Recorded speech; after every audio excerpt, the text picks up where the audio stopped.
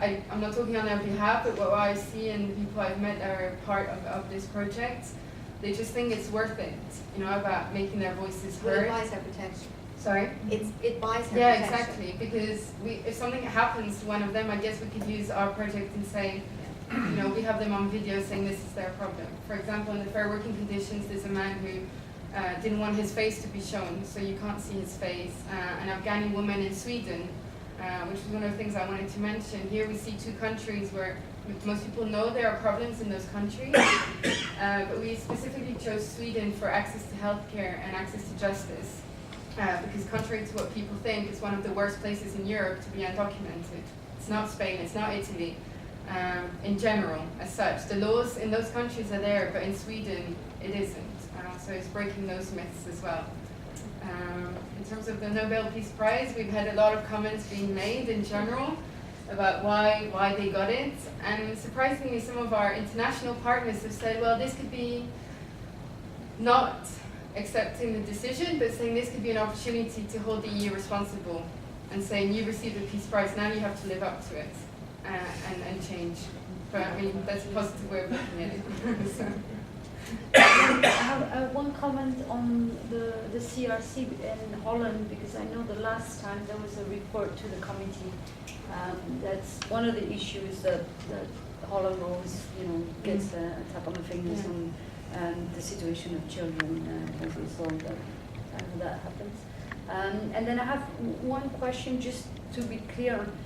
Does that mean, because of the role of the EU, does that mean the people who are helping somebody like Leila are actually taking quite a risk to help her?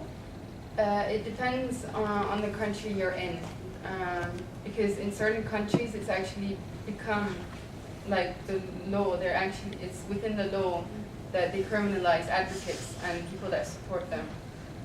So, for example, Italy. yeah, in France, but also in Germany. I mean, they changed it recently, but in Germany, for example, doctors that were providing healthcare to undocumented migrants would have the obligation as well to report it to the authorities. That's now changed, but it was in the law. So it really depends on the country and as well on the authorities and who you deal with on a case-by-case basis. For example, the access to justice for undocumented women that experience violence. If they go to the police,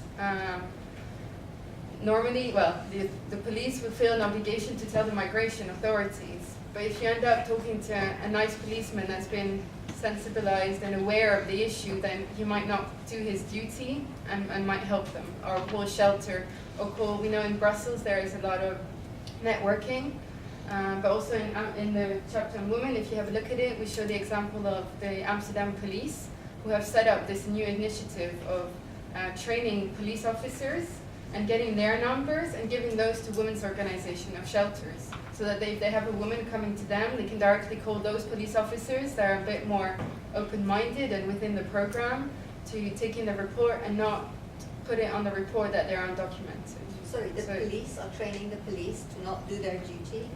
Yeah. Welcome to Holland. It was a special unit of the Amsterdam police. I mean, it's a small group, of policemen who decided it's part of our obligation as well to protect citizens, even if they don't have the status, they don't have the right to be here. They're there and they're under our jurisdiction, and if we don't protect them, then we're not doing our jobs. And so they started setting up this program. I mean, hopefully you can spread in other countries. But yeah.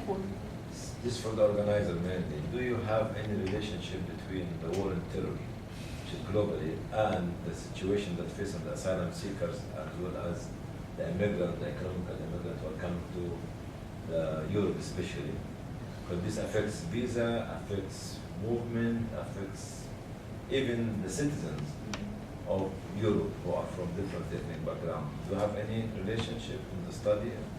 Do we have a study about that? I'm sure there are. This is not my area, so I can't comment, but my suspicion is there's plenty of connection between the ways that immigration laws are going and things like the war on terror, but maybe you can speak to that better than I.